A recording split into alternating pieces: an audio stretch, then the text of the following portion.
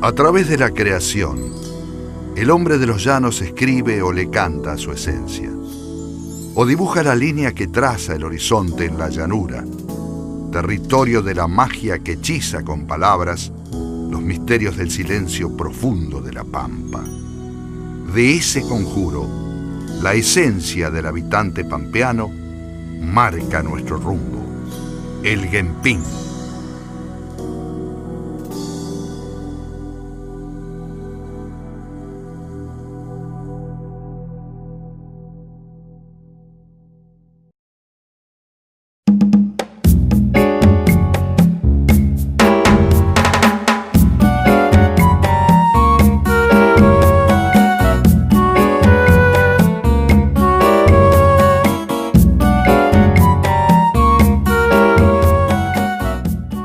Dini Calderón es artista plástica. Sus grabados han participado de salones nacionales e internacionales. Se desempeñó como profesora de los talleres de grabado del Centro Regional de Educación Artística en Santa Rosa. Ha participado como jurado en salones regionales y nacionales e ilustrado libros de autores pampeanos y argentinos. En 1998 recibió la beca especial Presidencia de la Nación a la excelencia cultural en grabado.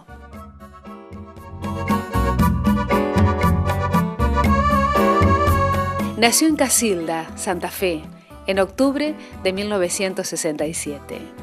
Por razones laborales, la familia Calderón se trasladó a General Hacha cuando Dini tenía 5 años. Años más tarde, decidieron radicarse en Santa Rosa, donde su madre daba clases en el Instituto de Bellas Artes. Creció en un ambiente rodeado de colores y pinceles. Yo me crié en una casa donde había alguien que se dedicaba al arte, así que bueno.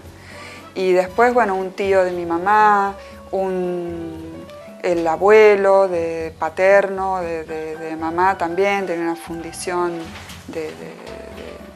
de obras de arte en Milán. Bueno, sí hay una tradición de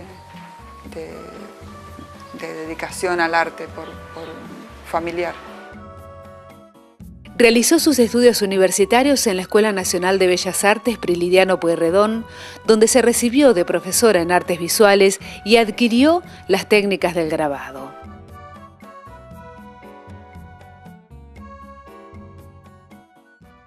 Yo me formé primero acá, en la Escuela Vieja de Bellas Artes, y después me fui a estudiar a Buenos Aires. Y después, bueno, hay cuestiones que tienen que ver con lo informal, ¿no?, que uno va haciendo, ¿no? Talleres, distintos, sí, sobre encuentros de grabado, donde se dan talleres, donde vos vas como aprendiendo otras cosas también, ¿no? No quedarse solamente con la formación de las instituciones, que siempre es poca, porque, bueno, porque el tiempo de las carreras es corto, entonces, bueno. Yo tuve que elegir qué disciplina hacía cuando me fui a la Pueyrredón a estudiar. Y estaba entre la escultura y el grabado. A mí siempre me gustó trabajar con las manos, la parte de lo artesanal me gusta. Entonces, estaba entre esas dos. En ese momento yo no sé por qué elegí el grabado. Ahora sí sé por qué elegí el grabado, después de tantos años de trabajar. Y bueno, y entonces por un lado tengo esta cuestión con el múltiple. El grabado es una obra múltiple, es intrínseco al grabado la cuestión de lo múltiple. Vos haces una matriz del cual salen múltiples ejemplares y esa es la única manera de hacer grabado, ¿no? Ahí estamos entintando para poner el último color. En otras disciplinas del arte, cuando vos querés hacer copias o ejemplares múltiples de la obra que hiciste, tenés que hacer un molde, pensarlo, digamos, de otra manera. El grabado se piensa ya como un múltiple. Entonces, bueno, eso tiene que ver con la historia del grabado como popularizador de imágenes que en un momento eran para un grupo, y entonces siempre el grabado tiene esa cuestión, nace así. Y por otro lado, la vinculación con la imprenta, que a mí me resulta también interesante porque, bueno, a mí me gustan los libros, entonces esa cuestión es interesante. Por otro lado, el grabado en Latinoamérica, sobre todo, pero también en el resto del mundo, tiene una vinculación muy fuerte en lo que tiene que ver con el contenido con las cuestiones sociales y políticas y el acompañamiento de los movimientos sociales, y eso también es una cosa que me interesa. Entonces, en realidad con los años de trabajar uno se va dando cuenta que en aquel momento eligió, a lo mejor intuitivamente o más con el sentimiento, pero que después elige eso porque eso tiene que ver con uno, uno no elige cualquier cosa, ¿no?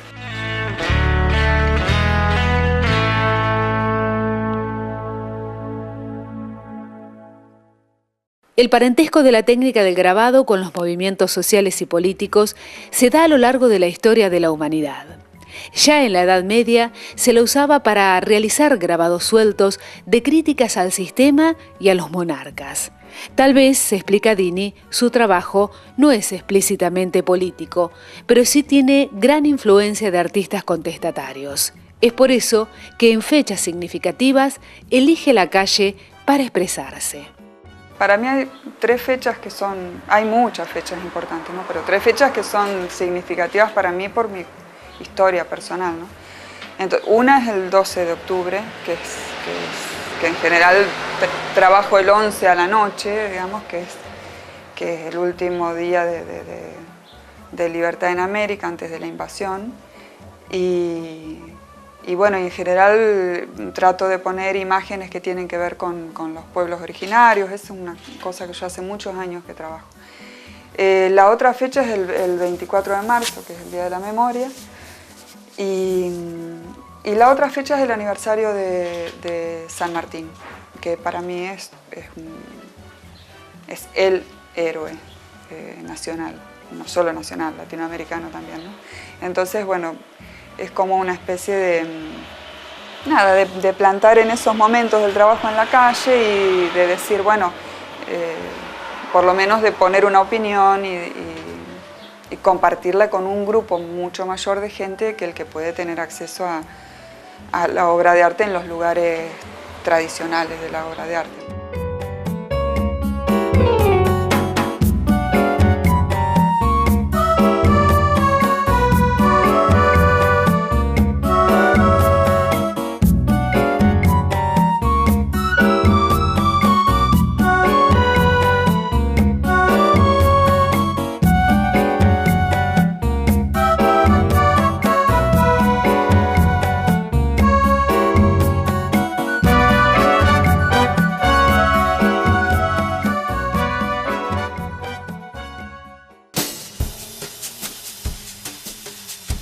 Particularmente, varias de sus obras ilustran los textos de Victorina Garlasare o los versos de Edgar Morisoli, que aborda la relación del hombre con la naturaleza y los paisajes.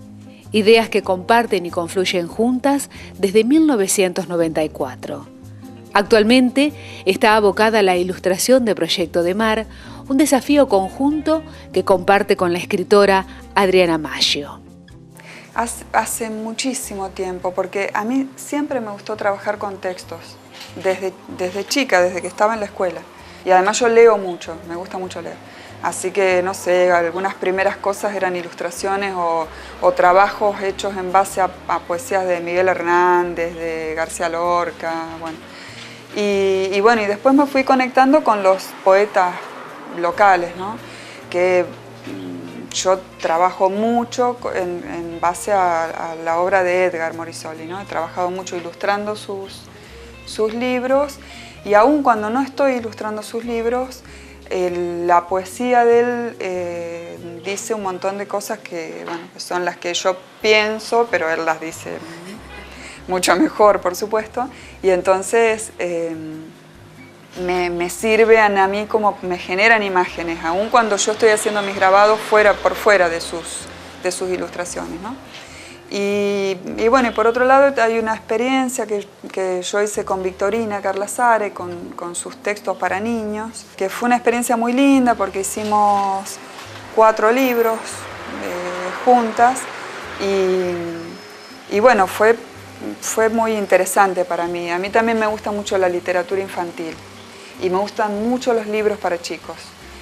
Yo soy compradora de libros para chicos, ¿no? Aún cuando no tenía hijos, después tuve la excusa perfecta para comprar libros ilustrados.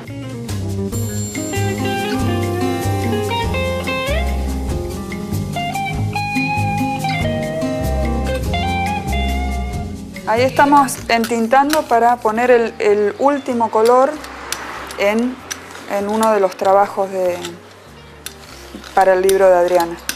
Y ahora estamos trabajando con Adriana Maggio en este proyecto del libro nuevo que se llama Proyecto de Mar. El libro es como diferentes proyectos de inventar agua. Y entonces, bueno, la idea es que el libro sea como de alguna forma un libro azul, ¿no? Tenga esa cosa del color del agua, ¿no? Por más que van a aparecer otros colores, pero el color fundamental va a ser el azul. Que bueno, que es un libro muy lindo, es un libro de poesía. Ella me arrimó el texto y a mí el texto enseguida me gustó, me generó un montón de imágenes y también hay cuestiones en ese texto de Adriana que tienen que ver con ideas que yo estaba trabajando en el grabado. Yo estaba trabajando con algunas ideas sobre el paisaje, sobre esta cuestión de la ausencia del agua, sobre el viento, elementos que tienen que ver con el paisaje de la Pampa. Y ese texto de ella tiene mucho de esos elementos, ¿no? Entonces es como, bueno, como fue el momento así de la alianza como para trabajar juntas. En realidad el libro es un libro ilustrado totalmente. Todas sus páginas están ilustradas, ¿no? Entonces está la ilustración y los textos, pero bueno, pero es un libro ilustrado. Son 31 ilustraciones.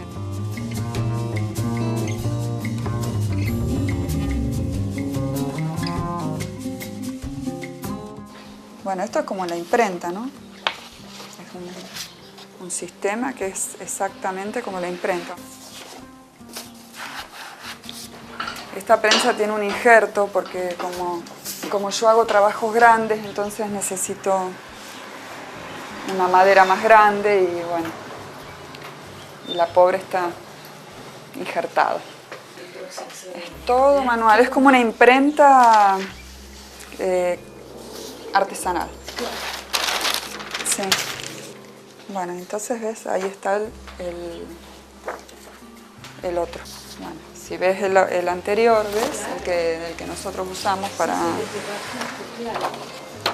un ocre, un tierra, en el otro la base es un color rosa. Cada bloque va a tener alguna variación de color dentro de la gama de los azules, pero alguna variación de unidad de color también, para que vos veas, cuando vas viendo el libro, te vayas como encontrando y aparece otra vez este color que es el que te está hablando de nuevo del mismo tema.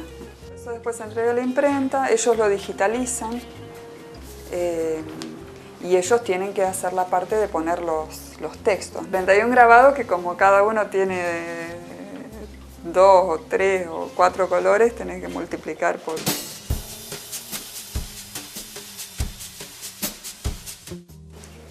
Yo hice un boceto de las imágenes con la forma del libro que hice en acuarela para que Adriana lo viera cuando empezamos a charlar, cuál era mi idea, qué imágenes me sugerían cada uno de sus textos, y después yo termino de dibujarlos bien sobre la plancha, ¿no?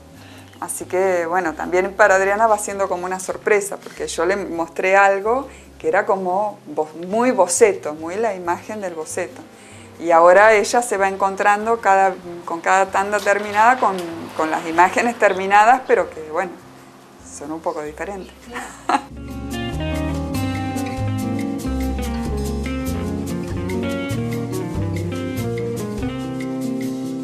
Yo estoy haciendo de cada uno de estos, porque esta cosa que decíamos que el grabado es múltiple, yo estoy haciendo 5 ejemplares de cada una de estas imágenes, ¿no?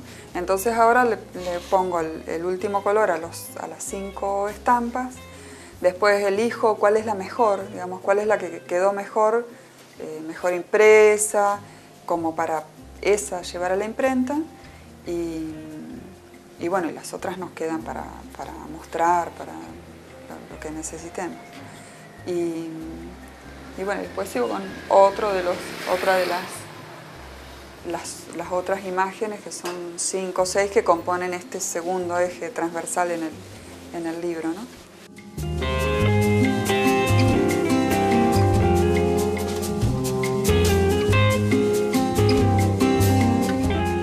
Yo creo que tanto ella como yo, ella cuando lo escribió y yo ahora que estoy poniendo las imágenes, yo lo estoy disfrutando. La verdad es que estoy contenta haciendo este trabajo. Me gusta mucho hacerlo. Las dos habremos podido transmitir eso, ¿no? Lo que hemos disfrutado y lo que nos hemos divertido haciéndolo.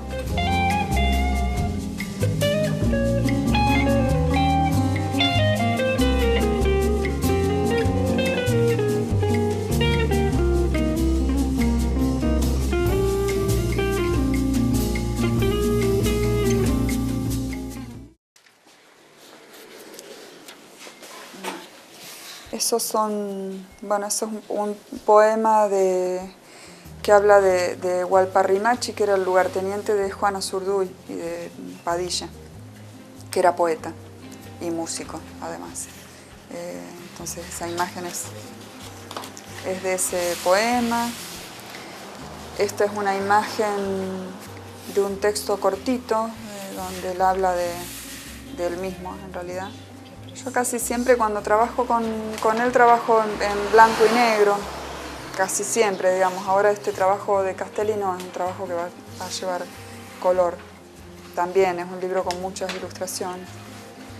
Este es un trabajo que él escribe sobre Juan L. Ortiz, que es un poeta del litoral. Y este es parte de un poema largo que yo ilustré todo el poema, ¿viste? Que tiene los textos también puestos, que habla sobre uno de estos capitanes de balsa que cruzaban el Colorado, ¿no? Cuando se cruzaba con las balsas. Entonces, bueno, esos son.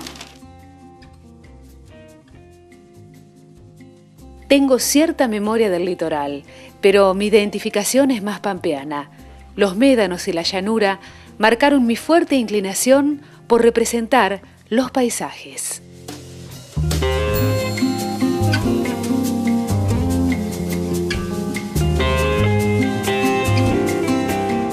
Yo creo que esencia yo creo que el hombre está atado a su paisaje, ya sea su paisaje natal o su paisaje elegido, ¿no? Porque hay veces que uno no nace en un lugar, pero después elige que ese lugar va a ser su lugar, ¿no?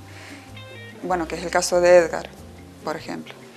Y hay cuestiones que tienen que ver con el paisaje no pensado solamente como lo físico del paisaje, sino como todo lo que lleva de cultural ese paisaje, ¿no? Esa región tiene ciertas pautas culturales, cierta música, que tienen que ver con la relación del hombre con el espacio, del hombre y de la mujer, ¿no? Con ese espacio, y ahí están las esencias de las cosas.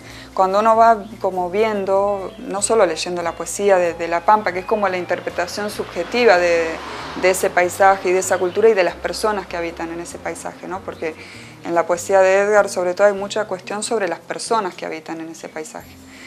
Pero también cuando vas leyendo, investigando sobre la historia de La Pampa, te vas dando cuenta que hay un montón de particularidades que no se dieron en otras regiones, porque en otras regiones se dieron otras, y que en realidad uno tiene que aprender a apreciarlas y a incorporarlas.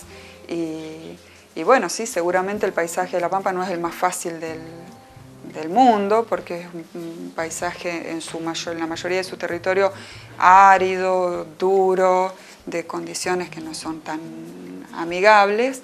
Pero bueno, en esa aridez y en esa simpleza es que está la esencia, ¿no? Yo he hecho algunos experimentos con eso, con respecto a las imágenes que generan los paisajes, ¿no? Entonces hicimos hace 2 años una exposición con 2 amigos, un tucumano y un chubutense. Entonces yo les propuse que trabajáramos sobre el paisaje y ninguno de los dos trabaja específicamente el paisaje, ¿no? Y tampoco era que había que trabajar específicamente. Yo les dije, trabajemos sobre nuestros paisajes. Y bueno, hicimos una producción para hacer una exposición en conjunto y bueno, y era muy notoria la diferencia entre los tres, digamos, y en realidad en la obra del tucumano uno podía ver esa cuestión de carga y de abigarramiento, de que tiene que ver con la selva, con el calor, con lo sofocante, digamos, incluso de la propia ciudad de Tucumán. En la obra de Adrián, del que vive en Chubut, está esa cuestión del plano de la Patagonia, ¿no? Y bueno, y en mi trabajo estaba como mucho esta cuestión del horizontal, el viento, las cosas que se mueven, digamos. Entonces era interesante cómo uno está de alguna manera moldeado por el paisaje. Ella ha ido marcando su camino con resplandecientes migas de silencios, escribe la artista plástica Daniela Rodi y agrega: sé que lo que ve no es otra cosa que un recorrido por debajo de la arena, reconociendo las raíces que crecen murmurando, atravesando los ríos que se deslizan por su frente y buscando secretos en lo más escondido de las piedras. Parada frente a ella, puedo ver el paisaje atrapado en su piel. Desde allí, ella habla. Graba, imprime, borda, ata, cose, retiene y afirma. Exhibe los trofeos que le ha quitado a la inmensidad. La cultura mapuche tiene en la palabra la posibilidad de preservar la memoria como proceso individual y colectivo, pero no todas las voces son elegidas. Esa es la función del dueño de la palabra, o Genpín. Es la voz de la comunidad autorizada y reconocida por ella.